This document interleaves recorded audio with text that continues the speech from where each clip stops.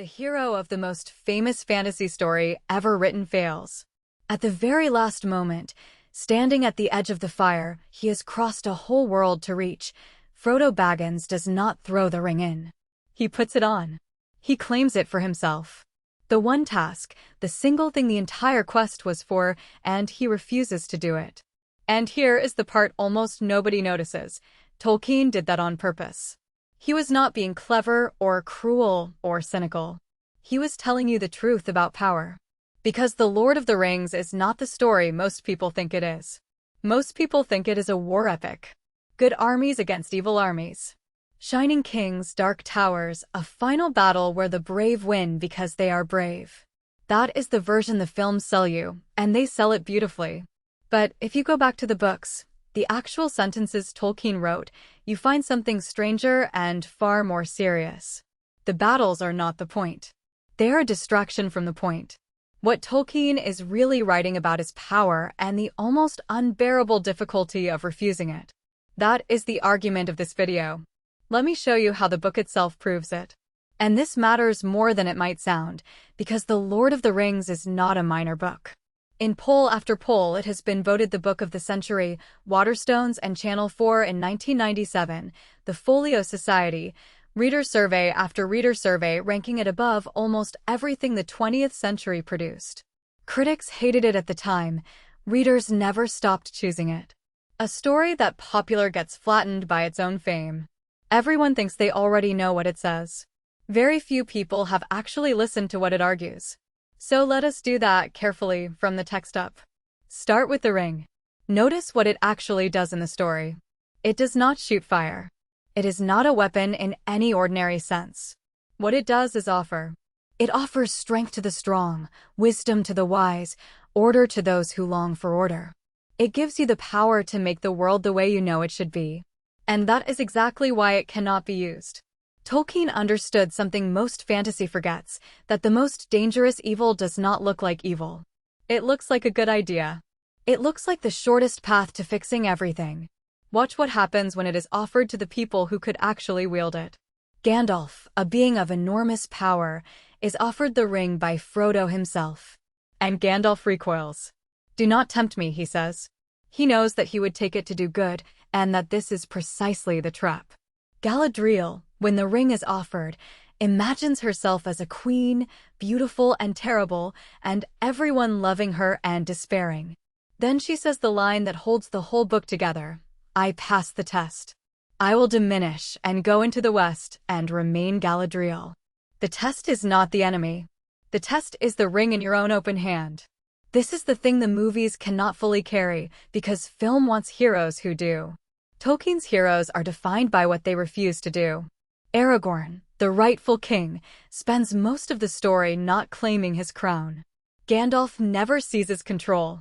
Faramir, a character the first film famously distorts, in the book holds the ring within his reach and simply lets it go, saying he would not take this thing if he found it on the highway. Over and over, the moral center of the story is the same. The good is not the one who wins the power. It is the one who walks away from it. So if power is the poison, who can possibly carry it to the fire? Not the mighty. That is the second half of Tolkien's argument, and it is deliberate. The ring cannot be carried by a warrior or a king, because greatness is exactly what it corrupts fastest. It can only be carried by someone with almost no power at all. A hobbit. Small, soft, fond of gardens and second breakfasts, of no importance to the great affairs of the world. Frodo succeeds as far as he does not because he is strong, but because there is so little in him for the ring to grip. Victory in this story does not come from above. It comes from below, from the overlooked, the powerless, the ones history would never write down. Keep that in mind, because it changes everything about the ending. Now return to the moment we started with. Frodo, at the crack of doom, fails. He claims the ring. And the quest is not saved by a hero. It is saved by Gollum, the ruined, murderous creature Frodo had every reason to kill, and spared. Gollum bites the ring from Frodo's hand and falls into the fire by accident. The world is saved by an act of mercy that Frodo performed chapters earlier, when it cost him nothing to be cruel, and he chose not to be. Tolkien is telling you, in the machinery of the plot itself, even the best of us cannot resist ultimate power at the final moment. What saves us is not our strength. It is the pity we showed when it seemed pointless. Why would a man write a story this bleak about power and this insistent about mercy? Because he had seen where the other path leads. John Ronald Reuel Tolkien fought at the Battle of the Somme in 1916, one of the worst slaughters in human history, where nearly 20,000 British soldiers died on the first day alone, and more than 1 million men were killed or wounded before it ended. He served as a signals officer in the trenches until trench fever invalided him home. And here is the fact that sits under everything he ever wrote of his 3 closest school friends, the little brotherhood they had called the Thespius. 2 were killed in that same war. He came out of it having buried the people he loved most in the mud as young men. He did not write about that directly. He hated allegory. But it is there in the book if you know where to look.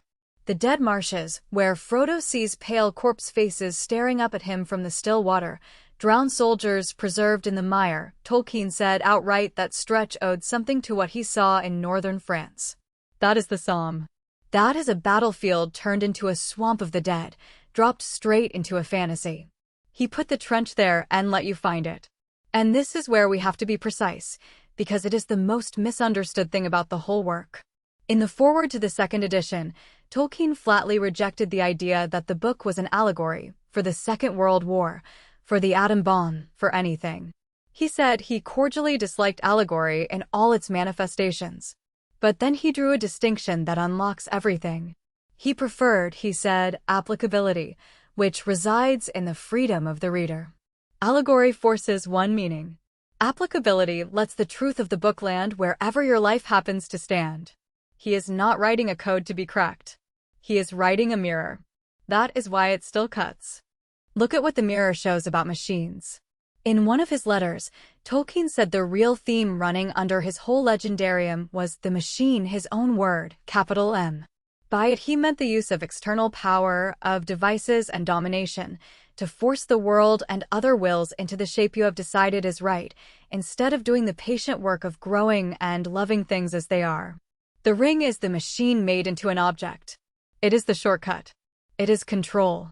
And every wise character in the book knows that the shortcut is the trap. He hated the coming industrial age, the smoke, the mills, the way it flattened the green country he loved.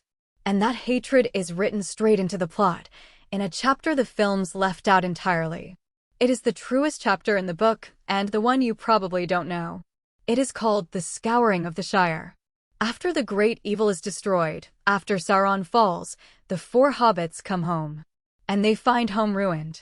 The Shire has been industrialized, trees cut down, a beautiful old mill torn out and replaced with a belching brick one that poisons the water, the whole community bullied under a petty tyranny. The films end with a wedding and a golden sunset. The book does not. Tolkien insists that the war does not stay far away in Mordor. It follows you home. The little green world you were fighting for gets scarred anyway, and you have to fight, exhausted and changed, to reclaim it. Why does that matter so much to him? Because it is the truth of the returning soldier and the truth of our own moment. Tolkien knew the great victory does not make the small world clean. The men came back from the Somme to a country already being paved and mechanized. And read The Scouring of the Shire today, and it stops feeling like fantasy at all. A living valley traded for smokestacks and profit. Old growth felled by people who see land as nothing but material. It is an environmental warning written in 1954, and it is more legible now than it was then. Tolkien was mourning something we are still losing. So, what do we do with all of this? A book that is over 1,000 pages, that gets voted Book of the Century in poll after poll, that half the world has met only through 3 films. We read it for its actual argument, which is more radical than its reputation. The answer to ultimate power, Tolkien says, is not to win it. It is to destroy it. The heroes are the ones who refuse the crown. The victory belongs to the smallest and weakest, not the mightiest. Even our best will fail at the final test, and what redeems that failure is mercy shown long before, to someone who did not deserve it. And the war, however righteous, will still come home and scar the thing you loved, and you will have to heal it with your own hands. That is not an escape from the world. It is one of the most clear-eyed things ever written about it, by a man who buried his friends in the mud of 1916 and spent the rest of his life turning that grief into a warning about power, machines, and mercy. The next time someone tells you it is just a story about swords and wizards, you will know better. It was never about winning the Ring of Power. It was about being brave enough to throw it away. If this changed how you think about The Lord of the Rings, subscribe. We break down the most important books ever written, one argument at a time. New video every week. And if this was worth 10 minutes of your life, hit like. It helps the channel more than you think. Before she wrote a single page, Margaret Atwood made herself a promise, and she kept it to the end. She would put nothing in her novel, no law, no punishment, no ritual, no cruelty, that some society, somewhere, at some point in real history, had not already done. Nothing invented. Every horror in the book had a birth certificate in the past. And that one rule is the reason The Handmaid's Tale still keeps people awake at night for decades on. Because here is the argument I want to make, and it runs against almost everything you've been told about this book. The Handmaid's Tale is not a work of prophecy. It is not a warning about a nightmare that might one day arrive. It is something stranger and colder than that. It is a compilation, a scrapbook of things that have already happened, cut out of history and reassembled into one country. Atwood didn't imagine Gilead. She collected it. Most people read this novel as science fiction, as a leap into a monstrous future. Atwood herself hated the label. She called it speculative fiction, and she meant something precise by that distinction. Science fiction, she said, has things that couldn't happen. Speculative fiction has things that could because, in some form, they already have. She wasn't building a machine that never existed. She was holding up a mirror and asking you to notice that everything reflected in it is real. So when you finish the book and think, thank God that's fiction, you've missed the trapdoor. But we'll come back to that trapdoor, because it's the whole point. Consider where she wrote it. In the spring of 1984, Atwood was living in West Berlin, and the wall was still standing. She could walk to it. On the other side was a functioning state that watched its citizens, controlled their movement, and rewrote what they were allowed to think. She traveled behind the Iron Curtain, to Czechoslovakia, to East Germany, and she felt the particular texture of life under surveillance, the guardedness, the coded speech, the sense that the walls were listening. That atmosphere soaked into the book. Gilead's paranoia isn't invented dread. It's a smell she brought back with her from a divided city. But the wall was only the beginning of what she borrowed. Take the most basic engine of the whole story, the handmaids, women whose only value is a working womb, assigned to powerful men to bear children the men's wives cannot. Readers recoil and think, how grotesque, how unimaginable. Except it isn't unimaginable at all. Atwood pointed straight at the source, the Book of Genesis, where the barren Rachel gives her servant Bilhah to her husband Jacob, so that Rachel might have children on my knees. Forced surrogacy, a slave woman's body used as a vessel for another woman's family line. It's not a dark fantasy.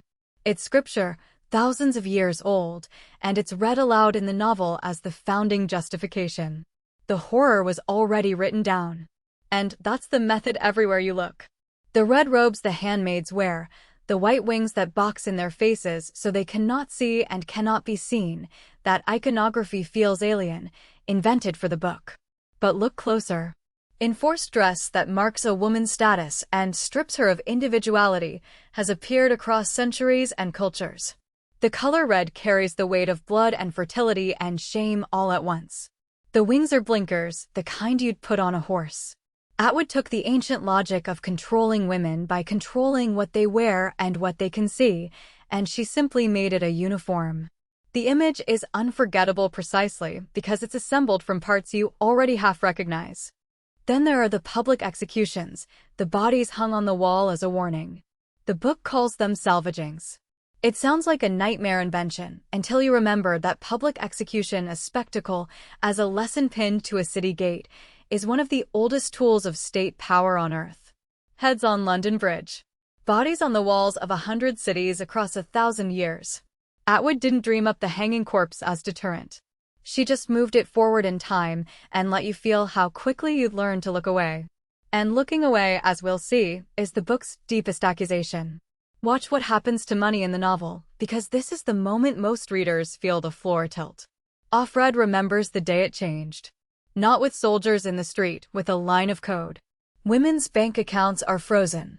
Their money is transferred to their husbands or nearest male relative. Their jobs are gone by decree the same week. It happens in an afternoon, quietly, administratively. And here's the fact that should chill you. This wasn't a leap of imagination either. Within living memory, married women in much of the West could not open a bank account or take out credit in their own name without a man's signature.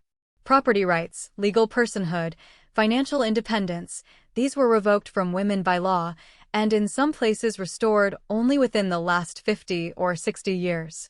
Atwood watched how recent that history was and asked a devastatingly simple question. What if it went the other way again, and fast? But the speed is the real terror, and that deserves its own moment. Because the lie the novel is built to demolish is a single sentence. It can't happen here. Offred says it herself, remembering how ordinary the collapse felt. Nothing changes instantaneously, she thinks. In a gradually heating bathtub, you'd be boiled to death before you knew it. That's the mechanism. Not tanks, not a coup you'd resist, but a series of reasonable-sounding steps, each one small enough to explain away, until one morning you look up and the door is locked. Gilead doesn't arrive. It accumulates. And every step Atwood describes, the emergency, the suspended constitution, the temporary measures that never get lifted, is drawn from the ordinary playbook of how free societies have actually lost their freedom. She's not predicting. She's diagramming. Now think about the books. In Gilead, women are forbidden to read. Signs become pictures. Scripture is locked away and read only by men, quoted selectively to justify whatever the regime needs justified. There are scenes of burning, of destruction, of a culture erasing its own record. And book burning, control of literacy, the terror of a population that can read. None of this is speculation. It is one of the most reliable signatures of tyranny in recorded history. Keep people from reading and you keep them from comparing, from remembering, from imagining an alternative. Atwood, a novelist, understood better than anyone that the first thing an oppressive state fears is a woman with a book. Which is exactly why Offred's real rebellion is so small and so enormous. Because Offred's resistance isn't a gun or an escape. It's language. She hoards words. She discovers a message scratched into the back of her wardrobe by the handmaid before her, a fragment of mock Latin. No light tea, bastards, carborundum. Don't let the bastards grind you down. It's a joke, a schoolboy's Latin, and it becomes her scripture. She narrates her own story in her head simply to stay a person. And that act, the private, stubborn keeping of a testimony, is the thread that leads us to the part of the book almost everyone skips. The part that changes what the entire novel is doing. Turn to the last pages. After Offred's story ends, ambiguously, a van door closing, and she says she doesn't know if this is her end or her beginning, and steps up into the darkness within, or else the light. After that, there is a coda. It's called the historical notes. And here Atwood pulls off the most quietly devastating move in the book. We jump forward 200 years. We are now at an academic conference in the year 2195. Scholars are studying Gilead as ancient history. And the tone shifts to something you'll recognize instantly: dry, chuckling, faintly bored. A professor cracks jokes. He cautions the audience against judging Gilead too harshly. We mustn't be moralistic, he says. We must understand it in its own context. Offred's whole agonized testimony, we learn, survived only as cassette tapes found in a footlocker, transcribed by men who openly wonder whether it's even authentic, and who care more about identifying the commander than about the woman who suffered. And they never find out what happened to her. Neither do we. But that isn't a loose end. That epilogue is the key, and here is why it's the most important part of the book. Atwood is not just showing you a dictatorship. She is showing you how future generations will study a dictatorship, with detachment, with academic cool, with the smug certainty of people who assume it could never touch them. The professor treating a woman's terror as a research problem is you. He is the reader who closes the book and thinks, how interesting, how awful, how safely in the past. The historical notes are a trap sprung on your own complacency. Atwood is warning against the very posture of studying oppression as history, the belief that because we can name it and footnote it, we have escaped it. The horror of the novel, she's telling you, isn't in the future. It's in the footnotes of the real past. And the greatest danger is the comfortable distance from which we read them. Which is why this book has never once been out of print since it was published in 1985. Not because it predicted a specific regime, but because it keeps re-becoming relevant over and over in country after country. Every time reproductive rights are debated as though a woman's body were public property.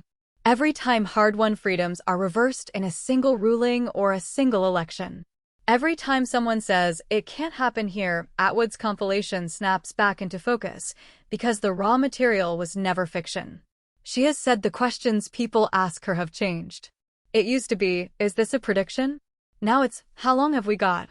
That shift is the measure of the book's terrible accuracy. So read The Handmaid's Tale again, and read it as what it actually is. Not a nightmare Atwood dreamed. A ledger she kept of forced surrogacy from Genesis, of women's money seized within living memory, of executions on city walls, of burned books and blinkered eyes, of freedoms lost one reasonable step at a time. Every entry true. Every entry taken. The novel's genius is that it invented nothing, and that is precisely why it can't be dismissed. You can argue with a fantasy. You cannot argue with a mirror. And the last thing it shows you, in those final pages, is your own hand reaching for the footnote, studying the horror, and mistaking the study for safety. If this changed how you think about The Handmaid's Tale, subscribe. We break down the most important books ever written, one argument at a time. New video every week. And if this was worth 10 minutes of your life, hit like. It helps the channel more than you think. The children's classic sitting on the nursery shelf ends with its hero unable to stand the smell of his own wife and children. He buys 2 horses. He talks to them for 4 hours a day. When his wife embraces him after 5 years apart, he faints from disgust, and for a year he cannot bear to eat at the same table as the people who love him. That is the ending of Gulliver's Travels, the real one, the one they cut out before they hand you the picture book. And here is the argument I want to make. The story you were told is a lie. Not a gentle simplification. A deliberate amputation of one of the most savage books in the English language. Because Gulliver's Travels is not a fantasy about tiny people and giants. It is a weapon. Jonathan Swift built it, plank by plank, as a systematic assault on human pride, on our politics, our science, our institutions, and finally on the human animal itself. Every voyage turns the knife a little deeper. And the reason it survives disguised as a bedtime story is that the disguise is the safest place to hide something this dangerous. Let me show you what's actually inside. But first, where it came from. Swift published it in 1726, and he published it anonymously. That matters. He didn't want his name near it. He smuggled the manuscript to a London printer through intermediaries and even altered the handwriting so it couldn't be traced. This was a man who had been Dean of St. Patrick's Cathedral in Dublin, a senior clergyman, releasing a book so corrosive that ownership was a liability. The full title pretends it's a travel memoir, Travels into Several Remote Nations of the World, by Lemuel Gulliver. A hoax. A fake genre wrapped around a bomb. And the first thing the bomb goes off on is politics. Everyone remembers Lilliput, the little people, the man tied down by 1,000 tiny ropes. What they forget is what those little people are arguing about. Lilliput is at war. A brutal, bloody, generations-long war. And the cause? Which end of a boiled egg you should crack. One faction, the big Endians, crack the large end. The other, the little Endians, crack the small end. The emperor's grandfather cut his finger cracking an egg the old way, so a decree went out, crack the small end. Thousands have died over it. Rebellions, exiles, a religious schism, a foreign war. Over an egg. Swift is not being whimsical. He is describing, exactly, the wars of religion that had drowned Europe in blood, Catholic and Protestant killing each other over doctrinal differences he considered no larger than the end of an egg. And here's a fact that outlived the satire. Computer scientists borrowed those words. Big-endian and little-endian are now the standard terms for how machines order bytes in memory. A joke about a stupid war became permanent engineering vocabulary.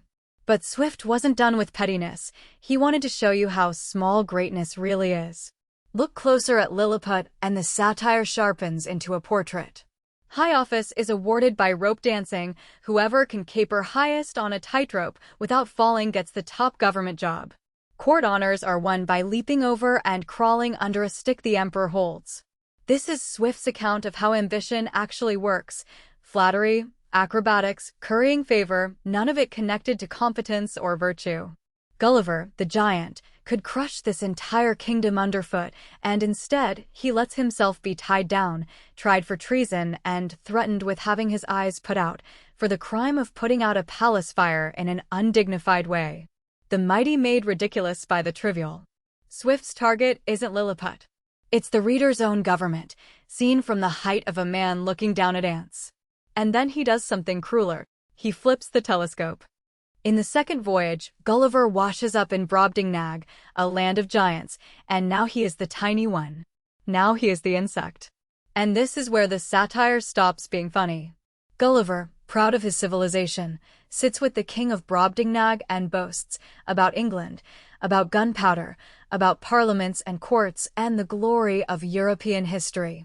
He even offers, as a gift, the secret of making cannon, weapons that can tear men to pieces by the hundred. He expects the giant king to be impressed. Instead, the king is horrified. He listens to the whole proud account of humanity and then delivers the sentence that is the black heart of the book. He concludes that the bulk of Gulliver's countrymen are, and I'm quoting Swift directly, the most pernicious race of little odious vermin that nature ever suffered to crawl upon the surface of the earth. Vermin. Not a metaphor Gulliver invented. A verdict, handed down by a wiser being looking at us the way we look at lice. And Swift makes sure you can't dismiss it, because the king is the one decent ruler in the whole book. Notice what Swift has done structurally. In Lilliput, we look down on tiny men and see how petty they are. In Brobdingnag, we are looked down upon and discover the pettiness was ours all along.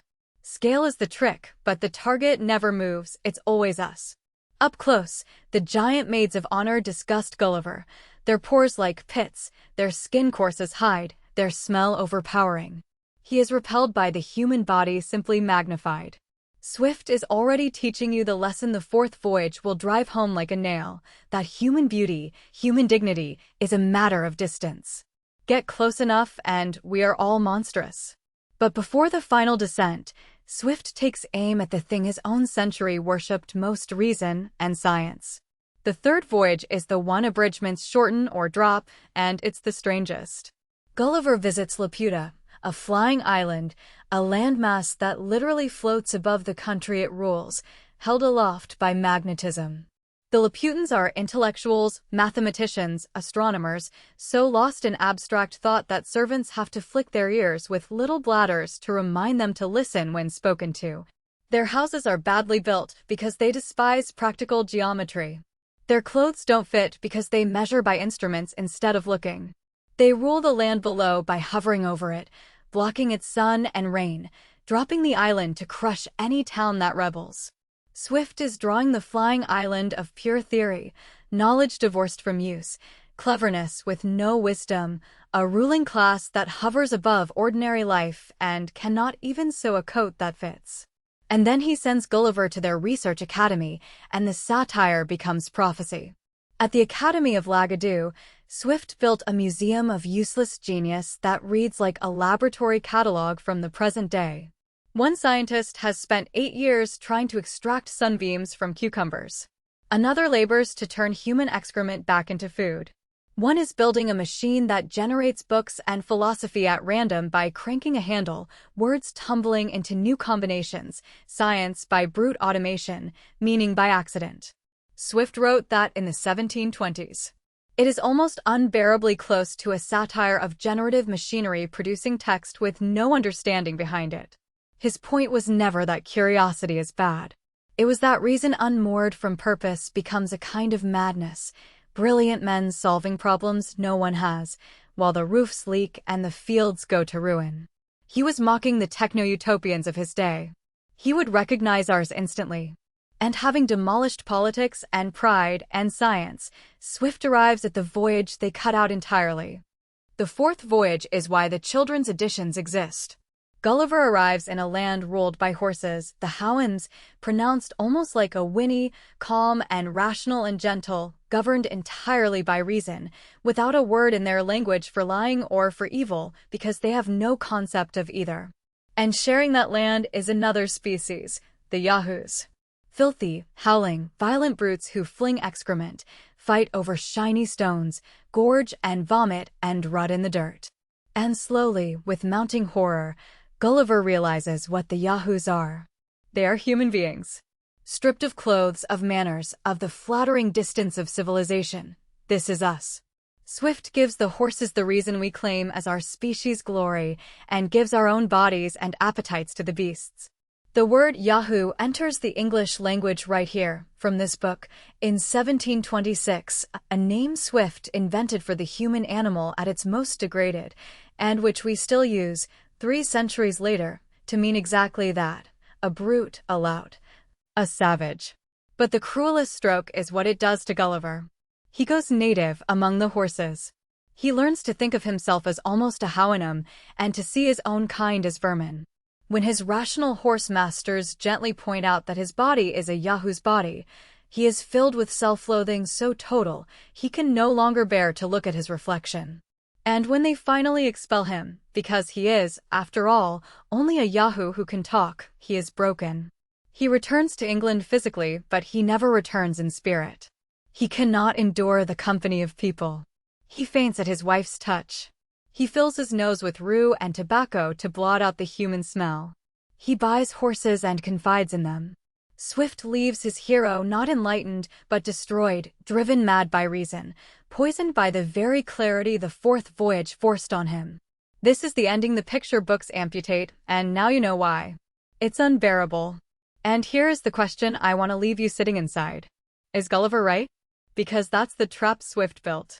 Gulliver ends the book a misanthrope, disgusted by all humanity, worshipping cold reason and despising warm, flawed people, and it is genuinely hard to tell how much of that disgust Swift shares.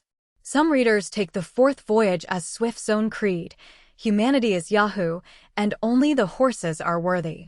Others argue the opposite, that Gulliver is the final satire, a man who took reason so far he lost his humanity, who chose the sterile perfection of the horses over the messy love of his own family, and became a fool of a different kind. The scholar Claude Rawson spent a career on that knife edge on whether Swift is condemning humanity or condemning the man who condemns humanity. Swift will not tell you.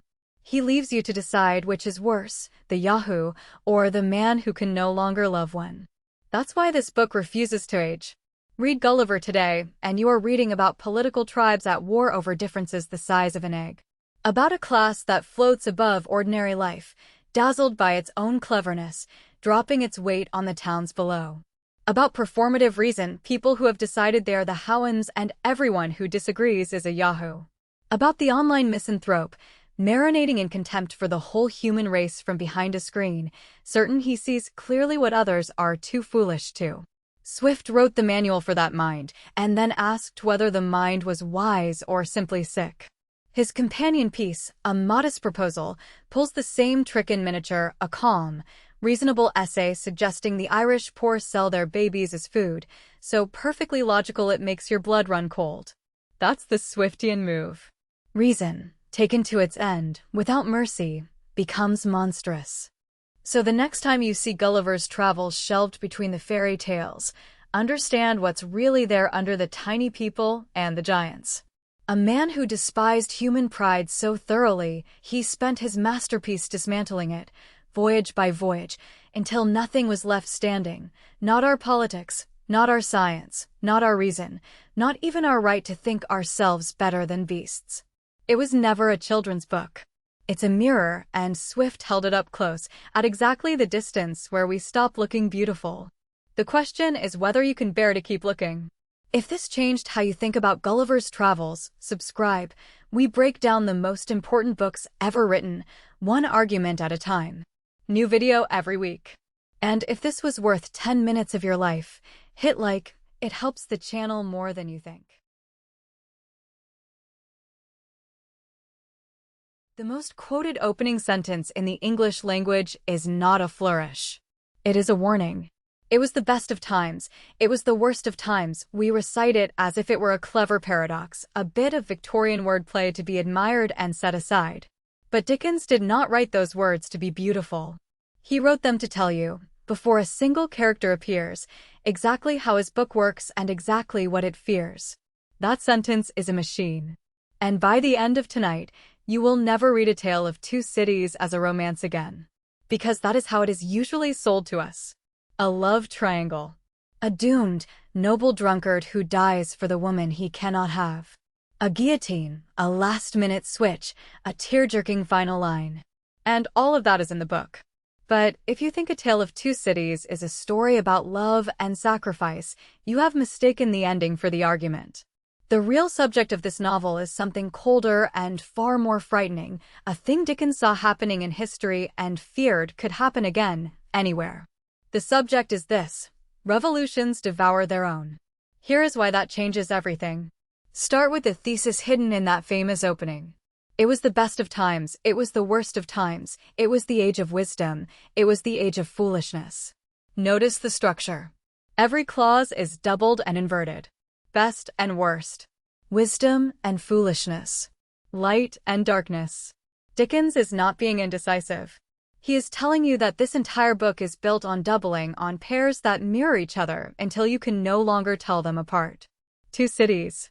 Two men who look alike. Two women. Oppressor and avenger. The sentence is not describing the French Revolution.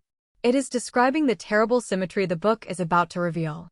But what exactly gets mirrored? The answer is cruelty. And to understand it, you have to see how the terror is born. The aristocracy in this novel is not merely unjust, it is monstrous in a casual, bored way.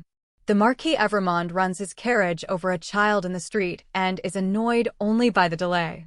He tosses a coin from the window as compensation, as if the boy were a stone chipping his paint. His family, we learn, has for generations used and destroyed the poor as a matter of habit, including the atrocity that will drive the entire plot. This is the machine of oppression. It grinds people into fuel. And Dickens wants you to understand that the revolution does not appear from nowhere. It is grown, deliberately, in the soil of exactly this cruelty. Which raises the question that the whole book turns on. The question is, what happens to the people who are ground up? And Dickens's answer is the most disturbing thing in the novel. They become the machine. The oppressed do not replace cruelty with justice. They replace one set of operators with another. Watch what happens to the wine shop in Saint Antoine. Early in the book, a cask of red wine shatters in the street, and the starving poor fall on it, scooping the wine from the gutter with their hands, staining their mouths red. It is one of the most famous images Dickens ever wrote, and it is not decoration. That red stain is a rehearsal. Dickens tells you outright, the time would come when that same street would run with a different red. The wine is blood foreshadowed. And the woman standing over it, watching, is the book's dark heart. Her name is Madame Defarge, and she is one of the great creations in all of literature, precisely because she is a mirror. She sits in the wine shop and she knits. Constantly, silently, she knits. And into the stitches she is encoding a register, the names of the aristocrats and their servants who are to die when the day comes. She is keeping a ledger of revenge. Now here is the thing Dickens wants you to feel. Madame Defarge has every reason. Her family was destroyed by the Evrémondes, the same atrocity at the root of the plot. She is a victim. Her grief is real and earned. And yet, As the revolution triumphs and the guillotine begins its work, she does not stop at the guilty. She wants the wife. She wants the child. She wants to erase the entire bloodline, the innocent along with the cruel. And in that moment, she stops being the opposite of the Marquis Evermond. She becomes him. That is the argument at the center of this book, and it is why the doubling matters. Oppression and vengeance are not enemies. They're the same machine, running the same program, changed only in who sits at the controls. The Marquis erased the poor without a thought. Madame Defarge would erase the aristocrat's innocent child without a thought. The knitting needles and the carriage wheels are the same instrument. Dickens shows us a revolution that began as justice and curdled into something indistinguishable from what it overthrew, a court where the accused are guilty by blood, where the mob cheers the falling blade, where liberty becomes a word screamed over a scaffold. And he had a model for this vision, one he had read obsessively. Here is the first thing you probably didn't know. The entire historical spine of this novel comes from another book, Thomas Carlyle's The French Revolution, published in 1837. Dickens revered it. He claimed to have read it hundreds of times, and he wrote to Carlyle asking to borrow the very books Carlyle had used as sources. Carlyle reportedly sent him 2 cartloads. So when you read Dickens describing the frenzy of the mob, the grindstone, the sea of red caps surging through Paris, you are reading a novelist channeling a historian he treated almost as scripture. This is not a fantasy of revolution. It is a warning built on careful, obsessive study of the real thing. But there is a second origin story, and this one is about a man. Because if the revolution came from Carlyle, the soul of the book came from a stage. In 1857, Dickens acted in a play by his friend Wilkie Collins called The Frozen Deep. Dickens played a man who nurses a hopeless, secret love for a woman and who ultimately sacrifices his own life to save the man she actually loves. Dickens threw himself into the role with famous intensity, and out of that performance grew a character. His name is Sidney Carton, a brilliant, wasted, self-loathing barrister who drinks his gifts away and believes his life is worthless. He loves Lucy Manette, who loves and marries another man, a man who, by a twist of fate, happens to look almost exactly like Carton. 2 men, 1 face. The doubling again. And this is where Dickens offers his answer to the machine.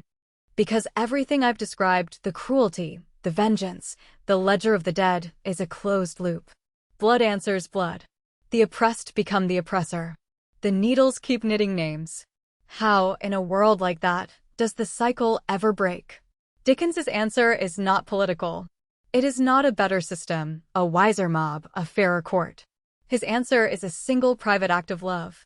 When Lucy's husband is condemned to the guillotine by Madame Defarge's ledger, Sidney Carton, who looks just like him, walks into the prison, drugs him, trades clothes, and takes his place at the blade. The wasted man dies so the loved man may live. And notice what this does structurally. Vengeance is a public machine that consumes bloodlines. Carton's sacrifice is private, chosen, redemptive.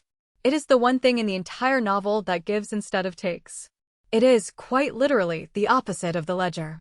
Which brings us to the last line, the resolution to the thesis buried in the first. It is a far, far better thing that I do than I have ever done. It is a far, far better rest that I go to than I have ever known. Read it against the opening now. The first sentence gave us doubling as horror, best and worst, wisdom and folly, oppressor and avenger, forever mirroring. The last sentence gives us doubling as grace. 2 men, 1 face, and the worthless one chooses to become the beloved one's salvation.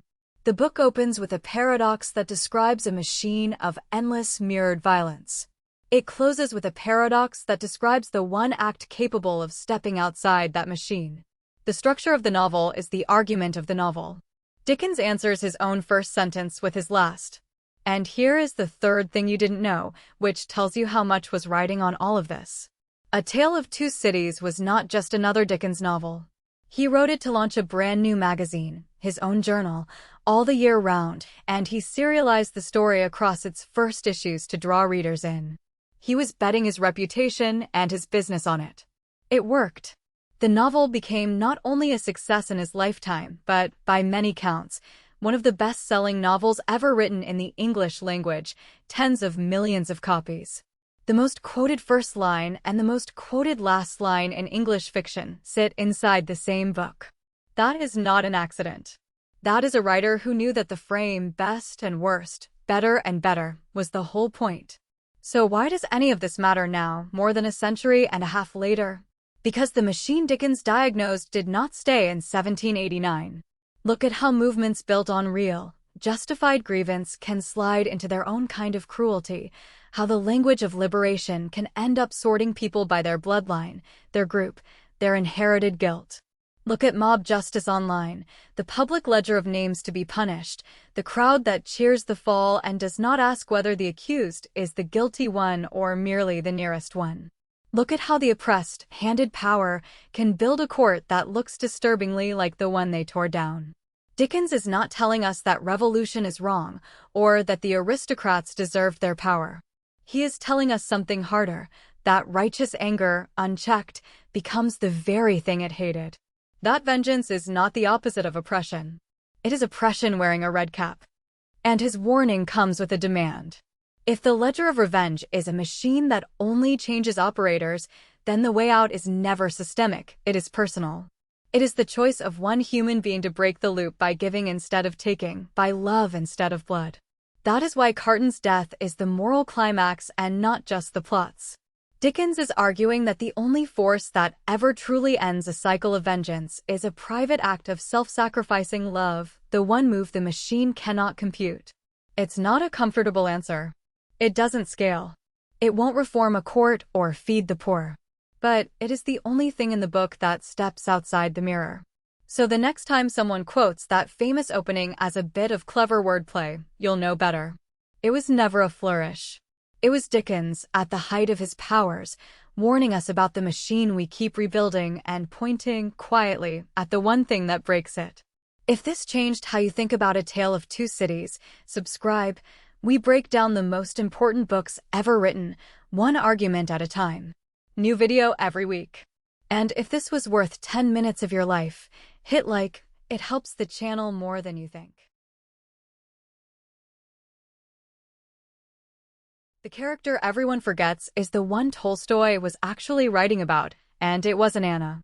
It was a shy, awkward landowner named Levin, sweating in a hayfield, and he was Tolstoy himself. Which means the most famous tragic love story ever written was never really about the love, or the tragedy. It was about the man watching from the edge of the field. Here's the reading almost everyone carries out of Anna Karenina. A beautiful, passionate woman is trapped in a loveless marriage. She meets a dashing officer. She risks everything for love, society punishes her for it, and in the end she throws herself under a train. A doomed romance. A cautionary tale about a cold society crushing a woman who dared to feel. It's the version on every book cover, in every film adaptation, in every tragic heroine's listicle. But that reading gets the book exactly backwards. Because Tolstoy did not write a love story with a sad ending. He wrote a diptych, 2 panels, 2 lives, hung side by side and meant to be read against each other. On one panel, Anna, glamorous, magnetic, chasing passion straight off a cliff. On the other, Konstantin Levin, unglamorous, uncertain, slowly building a life that actually holds. 2 people. 1 question. And the whole novel is Tolstoy quietly telling you which of them found the answer. The question is this: how does a person live truthfully? And the clue that this is the real subject is sitting in the very first sentence. You know the line, even if you've never opened the book. Happy families are all alike. Every unhappy family is unhappy in its own way. People quote it as a wistful little aphorism about relationships. But it isn't a mood. It's a thesis statement. Tolstoy is telling you, before the story even starts, what he intends to prove. That happiness, real happiness, is quiet, ordinary, almost boring. It looks the same everywhere because it's built from the same plain materials: honesty, work, love, faith. Unhappiness is where the drama lives. It's spectacular, singular, endlessly interesting. And that is exactly the trap. because we are drawn to the spectacular. We remember Anna precisely because her unhappiness is dazzling. Watch how the book is engineered. It opens not with Anna, but with her brother Stiva, a cheerful, charming adulterer who has just been caught and who feels no real guilt, only inconvenience. Anna arrives to smooth over his marriage. And in that same opening movement, we meet Levin, who has come to Moscow to propose to the woman he loves, Kitty, and gets rejected because Kitty is infatuated with Anna's future lover, Vronsky. From the first pages, the two stories are braided together, sharing characters, mirroring each other. This is not accidental structure. This is architecture. And here's the part most readers miss entirely. Anna and Levin barely meet. In 800 pages, these two protagonists share a single scene, near the very end. Tolstoy keeps them apart on purpose. They are not meant to interact. They are meant to be compared. Two experiments in how to live, run in parallel, and you, the reader, are the one holding the results side by side. Think about how strange that is for a moment. Most novels bring their heroes crashing together. Tolstoy does the opposite. He builds two entire worlds, the drawing rooms of St. Petersburg and Moscow on one side, the farms and forests of the Russian countryside on the other, and lets them run without ever really touching. When the two finally do meet, in that one late scene, Levin comes away moved and unsettled by Anna's charm, half in love with her for an evening. And that's the point. Even Levin can feel the pull of the spectacular life. The question the book keeps asking is whether you'll build your existence on that pull, or on something slower and stronger. So look at what each of them is actually chasing. Anna is chasing a feeling. When she falls for Vronsky, it's electric, total, real. Tolstoy never mocks the intensity of it. Her marriage to Karenina is genuinely cold. Her husband is a man of surfaces, obsessed with appearances and career.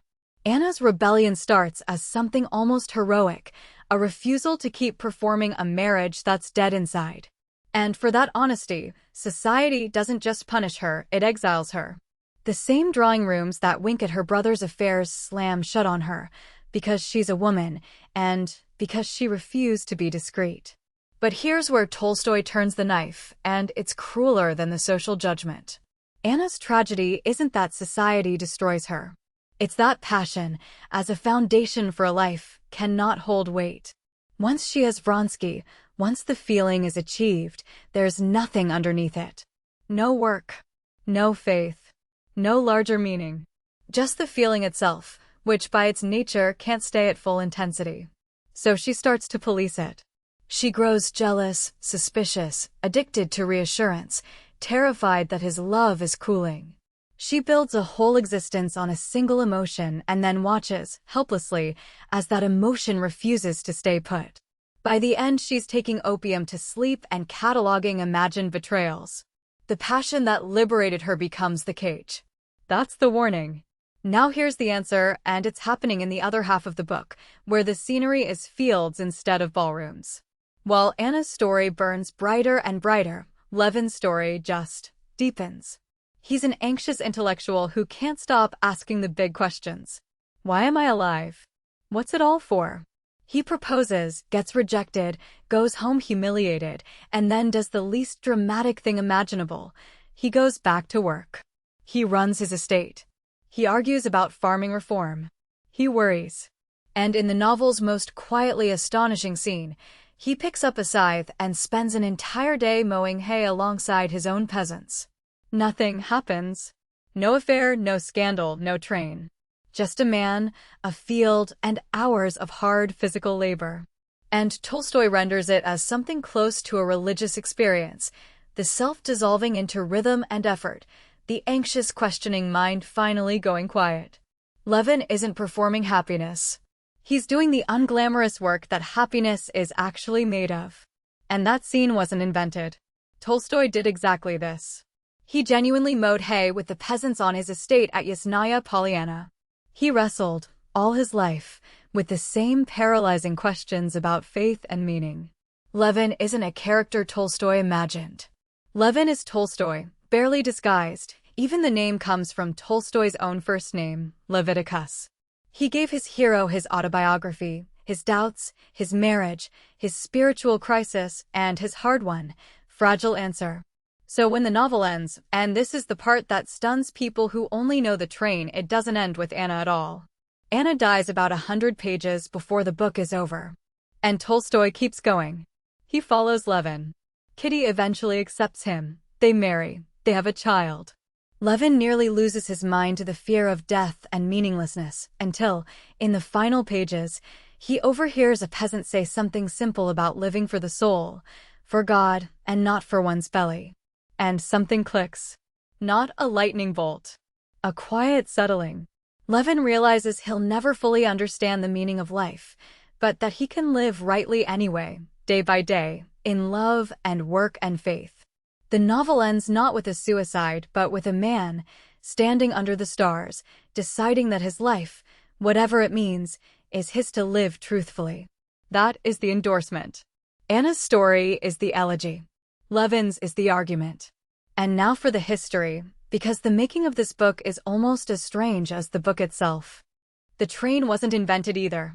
In 1872, near Tolstoy's estate, a woman named Anna Pirogova, the discarded mistress of a neighboring landowner, threw herself under a train out of jealousy and despair.